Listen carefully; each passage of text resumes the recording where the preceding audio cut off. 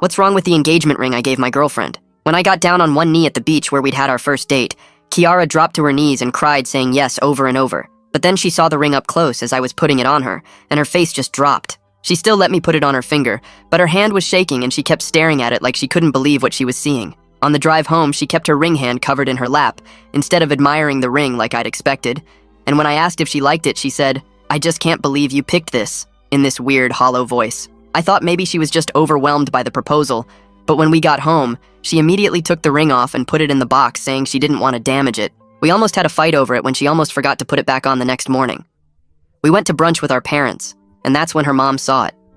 She literally gasped. Her dad didn't even seem happy or say congratulations, just asked if I was trying to make some kind of statement. When I said no, I just thought it was beautiful. He exchanged this look with his wife like they were communicating telepathically. Kiara's mom pulled her aside and I heard her whisper, "You don't have to go through with this," which made no sense because they'd always loved me.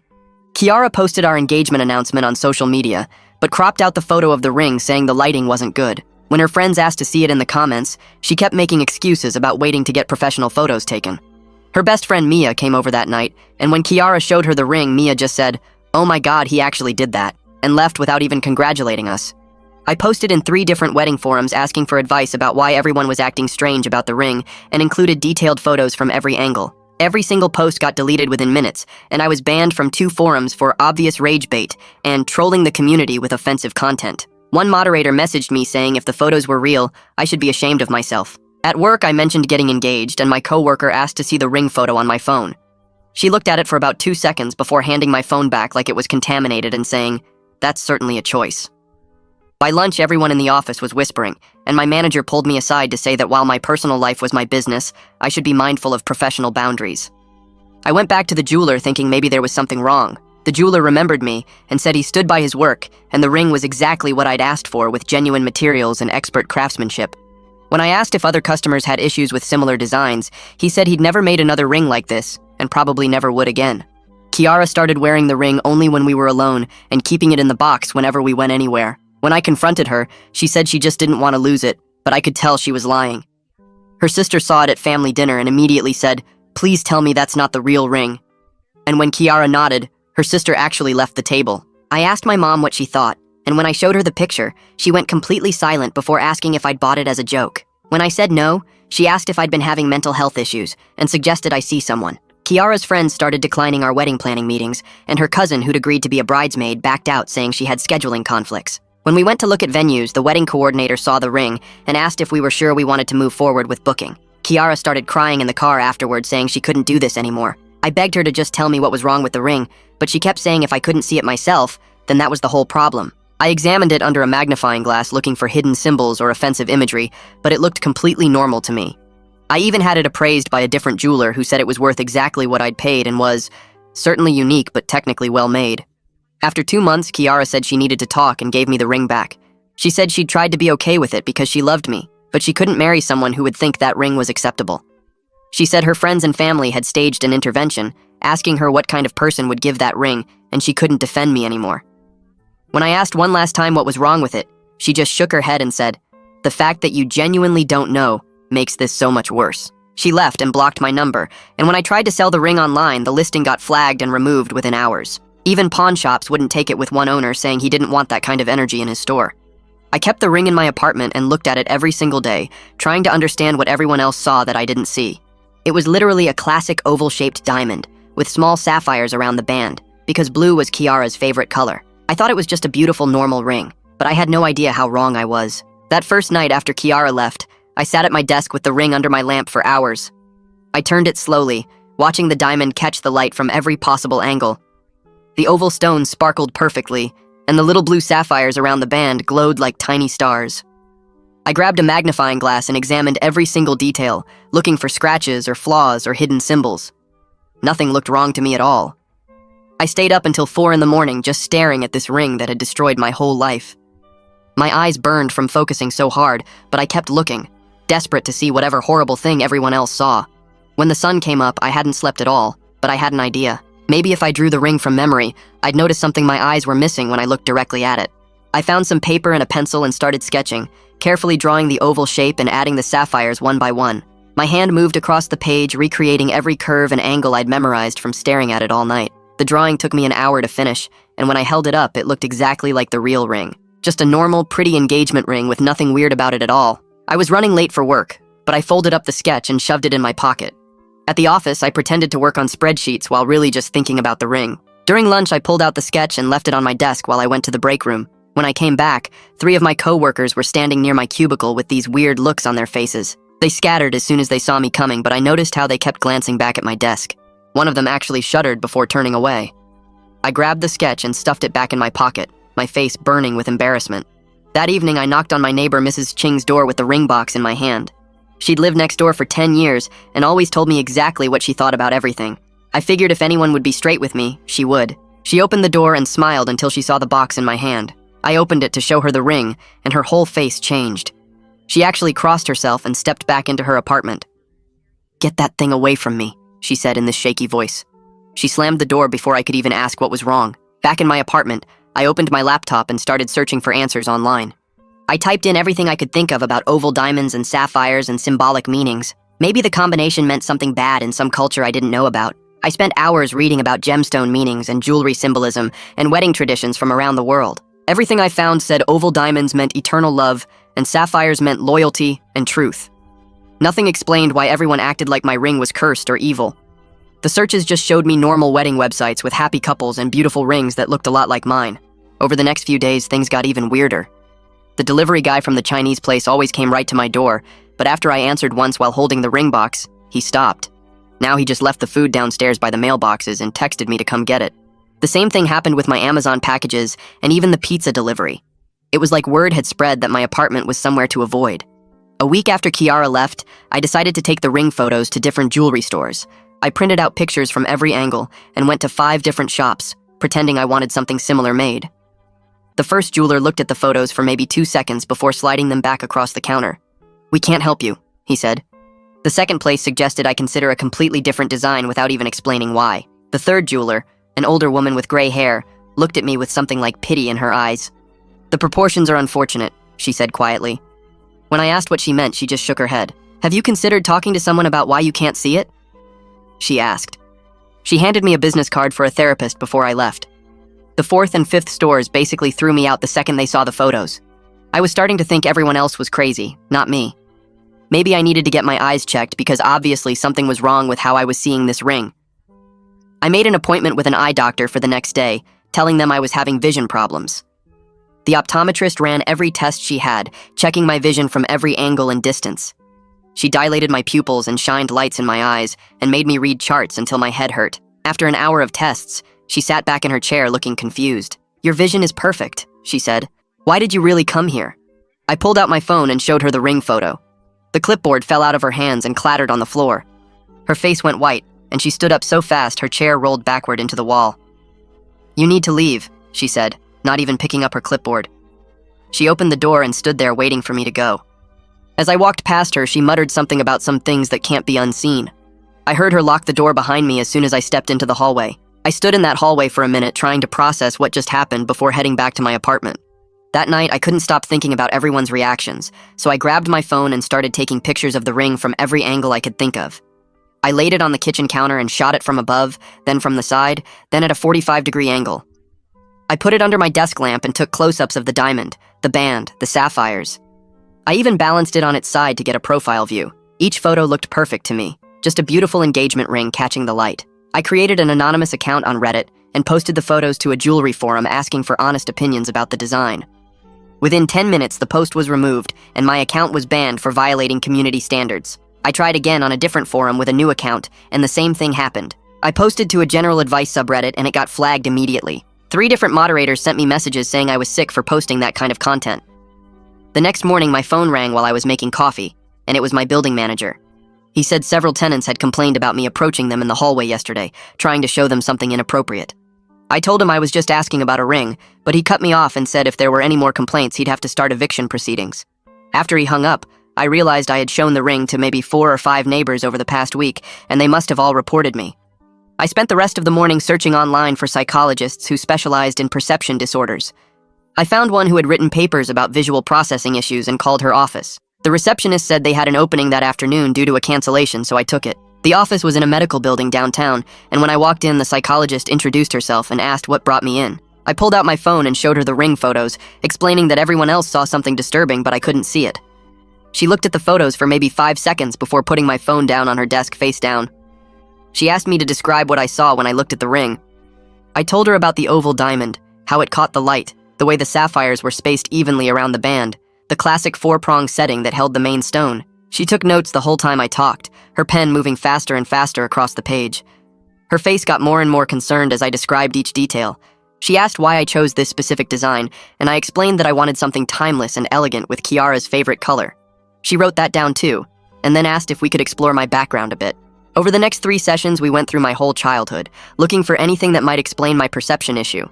She asked about my relationship with my parents, any traumatic events, my education, my previous relationships. We talked about how I met Kiara, our relationship dynamics, what marriage meant to me. She kept coming back to questions about my intentions with the ring design, asking if I was trying to send a message or make a statement. I kept telling her I just wanted something beautiful, but she'd write that down and ask again in a different way. She asked about my understanding of symbols and shapes, if I'd studied art or design, if I had any interest in occult or religious imagery. After our 3rd session, she said she needed to consult with colleagues and would call me to schedule our next appointment. While I waited to hear back from her, I remembered my college friend who became an art professor. I found him on social media and sent him a message saying I needed his professional opinion on something. He responded pretty quickly, but when I mentioned it was about the ring that was causing problems, he said we could only meet in a public place. We agreed on a coffee shop near the university the next afternoon. I got there early and had the photos ready on my phone. He showed up right on time, but sat across from me with his coat still on like he might need to leave quickly. I slid my phone across the table with the photos pulled up. He glanced at them for maybe 2 seconds before sliding the phone back to me. He said the composition created what he called a deeply uncomfortable visual narrative, but when I asked him to explain, he just shook his head. He told me some things were better left unexamined and got up to leave. I grabbed his arm and begged him to help me understand, but he pulled away and said he couldn't be involved with this. That night, I started having dreams about the ring. In the dreams, everyone around me could see something floating above it, like a shadow or a shape that was obvious to them but invisible to me. I'd wake up and immediately look at the ring, searching for whatever was in the dream, but it looked the same as always. The dreams got more intense each night, with the shadow getting darker and more defined, but I still couldn't make out what it was supposed to be. After a week of these dreams, I decided to hire a private investigator to look into the jeweler who made the ring. I found a PI through an online directory and met him at his office.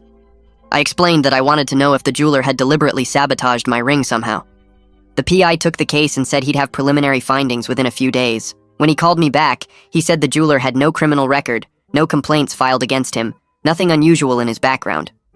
But he mentioned something interesting. The jeweler had retired immediately after making my ring and moved out of state. The PI had the jeweler's new address, and I decided I had to talk to him in person. I drove 6 hours to find him living in a small house in a retirement community. When he answered the door, he recognized me immediately and his face went pale. I begged him to explain what he'd done to the ring. He invited me in, and we sat in his living room where he swore he'd only followed my exact specifications. He pulled out a folder from a desk drawer and showed me his original notes from our consultation, plus the sketches he'd made based on my description. He said when he saw the final result, he knew he should have said something, but I seemed so happy with it that he let me take it. I looked closer at the sketches he spread out on the coffee table, and my stomach dropped because they really did look different from what I was holding in my hand. The sketches showed a simple oval with small stones around the band, clean and normal looking. But when I held the actual ring next to the drawings, something was off even though I couldn't name what.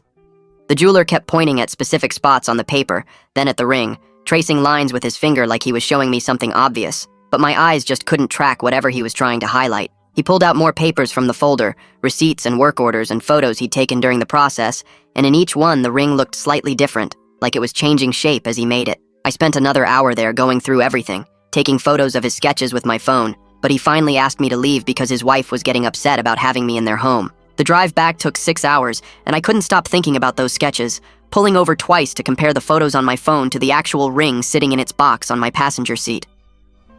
3 days later, I found myself standing outside a Catholic church downtown, even though I hadn't been to church since I was a kid. The priest was in his office doing paperwork when I knocked, and he smiled and was invited me in until I pulled out the ring box. His whole body went rigid when I opened it, and he actually pushed his chair back from his desk like I'd shown him something dangerous. He told me this wasn't a spiritual problem and suggested I needed professional help for whatever made me create this. Then he asked me to leave his office immediately. That night, I found an online forum for people with perception disorders, thinking maybe I'd finally found people who would understand. I typed up my whole story, attached photos from every angle, and posted it in their support section. Within 10 minutes, my post was deleted, and I got a message from the moderator saying I was banned for trolling vulnerable people with obscene content, and if I tried to create another account, they'd report me to the site administrators. My phone rang the next morning, and it was my mom saying my sister was flying in from Colorado because she'd told her I was having some kind of crisis. I tried to tell my mom I was fine, but she said my sister had already bought the ticket and would be there that afternoon. I picked my sister up at the airport, and she hugged me tight, studying my face like she was looking for signs of illness or drugs or something. We went back to my apartment and I made coffee while she sat on my couch, and when I brought out the ring box, her whole demeanor changed. She opened it, looked for maybe 1 second, then started crying and asking what happened to me to make me think this was okay. She kept saying she didn't understand how her brother could make something like this, like I'd become a completely different person. She stayed for 3 days and kept suggesting we visit our childhood home, thinking maybe something from our past would explain why I couldn't see what everyone else saw. Our parents still lived in the same house 2 hours away, so we drove out there on a Saturday morning and spent the whole day going through photo albums and old home videos. My sister kept asking if I remembered specific events, teachers, friends, anything that might explain this blind spot, but nothing stood out as unusual. We looked through my old drawings, school projects, art class assignments, searching for any pattern or symbol that matched the ring, but found nothing. My mom made dinner and we sat around the table like when we were kids, but the whole time my sister kept looking at me with this worried expression. She flew home the next day after making me promise to see a doctor, not just a therapist, but an actual medical doctor who could check if something was physically wrong with my brain. I made an appointment with a neurologist the following week, telling the receptionist I needed to be evaluated for possible visual processing issues. The neurologist was a woman in her 50s who listened to my whole story without interrupting, took notes, then ordered a full set of brain scans, including an MRI and CT scan. I spent a whole day at the hospital getting tested, lying in machines while they scanned my brain from every angle looking for tumors or lesions or anything that might affect how I see things. The results came back completely normal. No abnormalities, no tumors, nothing that would explain why I couldn't see what everyone else saw in the ring.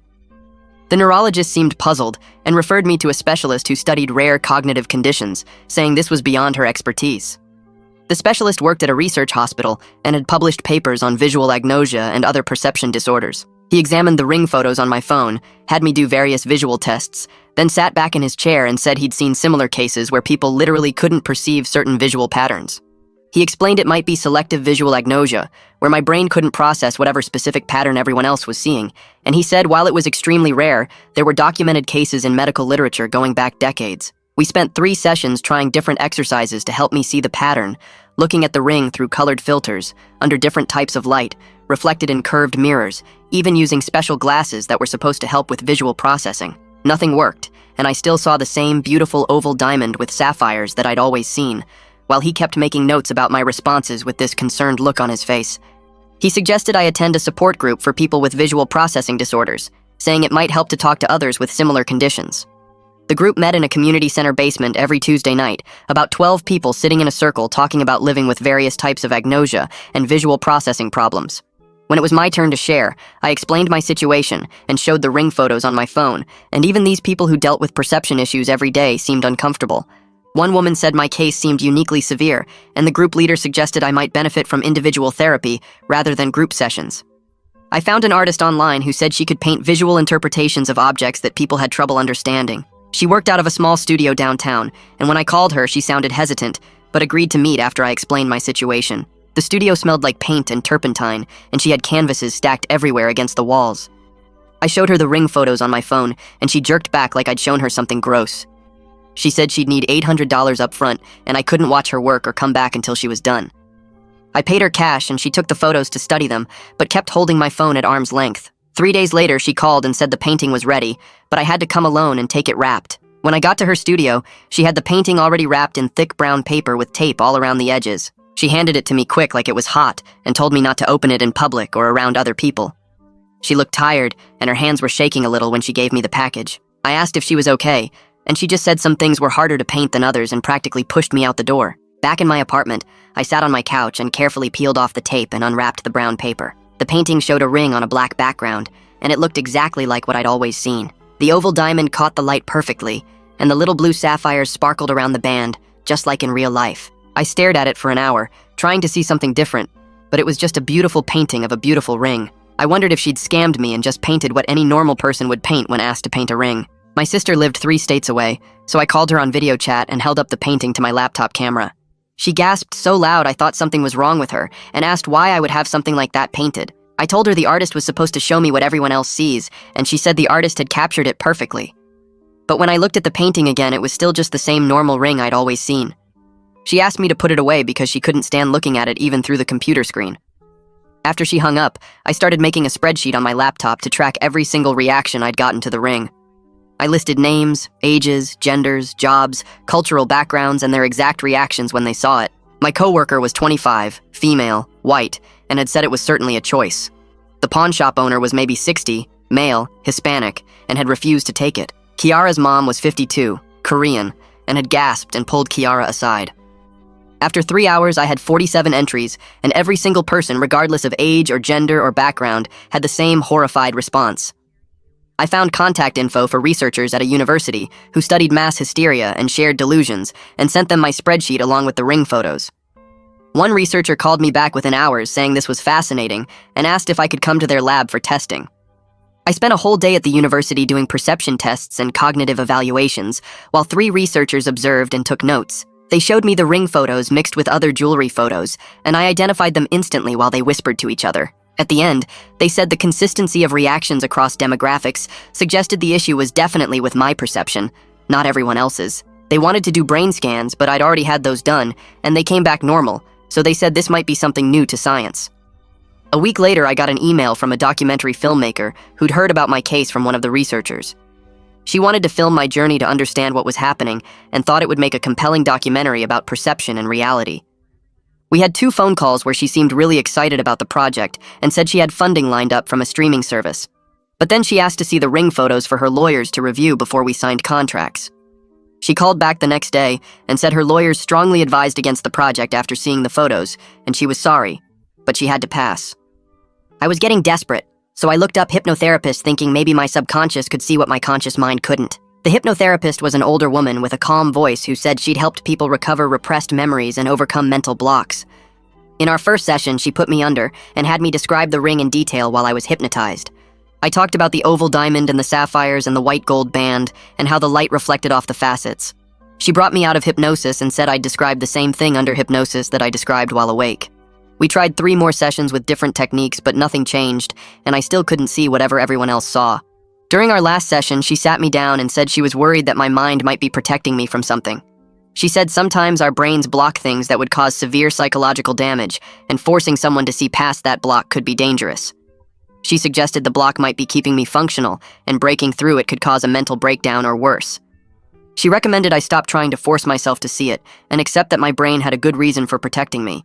But I couldn't let it go, so I found a jeweler who specialized in redesigning problematic pieces like racist antique jewelry or rings from bad relationships. She said she could help, but she wouldn't look at the ring directly and would need to work from descriptions only. She suggested we could melt it down completely and start fresh with the gold and stones, but I told her I needed to understand what went wrong first. She said sometimes in jewelry design, certain proportions and angles could create unintended visual effects that most people would find disturbing, but she'd need to study it more to give me specifics. She pulled out a notepad and started drawing circles and lines while talking about negative space between the oval and the band, creating what she called unfortunate convergence points. Her pencil moved across the paper, making weird angles and measurements, but when I looked at her drawing, it still just looked like normal ring sketches to me. She kept using words like asymmetrical tension and visual discord, but my eyes couldn't see any of what she was describing. After an hour of technical terms that meant nothing to me, I left more confused than when I'd arrived. 3 days later, I found an online listing for a design workshop at the local art college that focused on how shapes and proportions affect perception. The instructor was a woman in her 50s who wore thick glasses and had paint stains on her fingers. When I showed her the ring photo before class started, she actually stepped back and said this would be perfect for demonstrating when good intentions go horribly wrong. During her presentation, she put my ring photo on the projector but had pixelated it, so much you could barely make out the basic shape. She pointed at different parts of the blurry image, talking about how certain combinations of curves and angles could create deeply unsettling visual effects. The other students in the workshop kept nodding and taking notes, while I stared at the pixelated blob trying to understand what they were seeing. We did an exercise where we had to trace shapes with our fingers on paper without looking. When it was my turn to trace the ring's outline from memory, my fingers moved in smooth curves around the oval and small circles for the sapphires. But as my fingers moved, several people near me got up and left the room holding their stomachs. One woman actually gagged and ran to the bathroom. My fingers felt only smooth curves and normal shapes, but everyone else was having physical reactions to watching me trace. The instructor stopped me halfway through and said that was enough for the demonstration. After the workshop, I spent weeks searching online for specialists who understood visual perception disorders. Most doctors I contacted said they couldn't help once I mentioned the ring situation. But then I found a specialist 2 hours away who specifically worked with people who had my type of agnosia. Her office was in a medical building with lots of plants and soft lighting. She was younger than I expected, with curly hair and kind eyes. She explained that sometimes our brains protect us from seeing things that would cause severe psychological distress. She said the protection mechanism was actually keeping me functional, and breaking through it had to be done carefully. We started with a breakthrough technique she'd developed using gradual exposure therapy combined with guided visualization. First, we worked with simple shapes like triangles and squares on cards. She'd have me look at them while she described what she saw, and I'd try to see it too. We spent hours just looking at basic geometric patterns while she talked about angles and proportions. Then we moved to more complex patterns with overlapping shapes and curved lines. After 3 weeks of these exercises, she said we were ready to try with the actual ring. I brought it in its box, wrapped in a cloth, because she said she needed to prepare herself mentally before looking at it. She had me hold the ring while she sat across from me, describing each element in detail. She talked about the oval's specific dimensions and how the sapphires created a pattern around it. For just a second, I thought I saw something shift in the design, like the stones were moving, or the oval was changing shape. But then it was gone, and the ring looked normal again. We kept doing sessions twice a week for another month. Each time she'd have me look at the ring from different angles while she described what she saw. I started to notice that the proportions seemed slightly off somehow. The oval wasn't quite as perfect as I'd always thought. The sapphires around the band created an odd pattern that my eyes wanted to skip over. During one session, she brought out a curved mirror like the kind you see in parking garages. She had me hold the ring up and look at its reflection in the curved surface. The distortion from the mirror changed how the shapes appeared. For just 1 second, I saw it clearly. The oval and sapphires together formed something that made my stomach turn violently. It was like those optical illusions where you suddenly see the hidden image, except this hidden image was something deeply wrong. The image disappeared as quickly as it came, but now I knew it was there. I couldn't unsee the knowledge that something horrible was hidden in the design, even if I couldn't hold the actual image in my mind. My hands were shaking and I had to put the ring down. The specialist said this was progress, but we needed to be careful not to push too hard. Over the next few sessions, we worked on coping strategies for living with this knowledge. She helped me understand that my brain's protection mechanism was probably keeping me from having a complete breakdown. She said some people's minds create these blocks to maintain basic functioning when faced with something too disturbing to process. We practiced breathing exercises and grounding techniques for when I felt overwhelmed by the knowledge that something was wrong, even without seeing it fully. She recommended I keep the ring locked away and try not to think about it too much. But I couldn't stop wondering what exactly everyone else saw so clearly that my brain wouldn't let me see. I called around to find someone who would destroy the ring completely. Most jewelers wanted to melt it down for the gold and stones, but I needed it gone entirely. Finally found a guy downtown who worked with industrial equipment and agreed to do it. When I brought the ring in, he put on thick welding goggles and heavy work gloves before even opening the box. He used some kind of crushing machine first, then melted the pieces with a torch that burned way hotter than normal jewelry equipment. The whole process took less than 10 minutes, and when it was done, there was nothing left but slag that he swept into a hazardous waste container. Walking out of that shop, I felt my shoulders drop and realized I'd been holding them tight for months. My whole body felt lighter, like I'd been carrying something heavy without knowing it. Over the next few weeks, people started acting normal around me again. My sister visited and said I looked better than I had in months and my skin had more color. At work, people stopped avoiding me in the hallways and started including me in lunch plans again. The change was so obvious that I knew the ring must have been affecting everything, even when it was just sitting in my apartment. I spent a long time thinking about whether to contact Kiara and finally decided to write her a letter. Her sister agreed to pass it along but made it clear Kiara might not read it. I kept the letter short and didn't ask for anything back. Just wrote that I understood now that something was deeply wrong with the ring, even though I still couldn't fully see what it was. I told her I was sorry for putting her through that, and I understood why she had to leave. Her sister texted me a week later saying Kiara had read it and appreciated me acknowledging the problem. That was all, but it felt like some kind of closure. I kept going to therapy twice a week to work on understanding how this happened. We went through different times in my life when I'd missed obvious social cues or misread situations completely. There was a pattern of me not picking up on things that everyone else saw clearly.